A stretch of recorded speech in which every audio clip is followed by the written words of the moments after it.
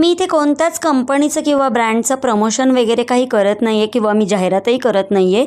तर मी 1 वर्षापूर्वी माझ्या केसांना स्मूदनिंग केलं होतं, त्यामुळे माझे केस खूप डॅमेज झाले होते. आज मी हेअर वॉश केला होता. म्हटलं थोडंसं हेअर वॉश झाल्यानंतर मी सिरम हे लावतच असते. बघा एवढं जर केस रोज गळायला लागले तर मी का टकली होणार नाही बरं. असो, तर त्यानंतर मी मॉइश्चरायझर वगैरे काही लावलं नाही, कारण सनस्क्रीनमध्येच माझं 2 in 1 आहे. त्याच्यामुळे मी सनस्क्रीन लावल्याच्यानंतर थोडंसं पावडर लावला.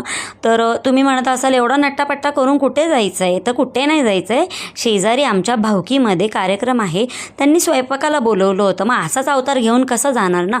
4 गावातल्या बायका येणार, मग नीटनेटकं जायला नको.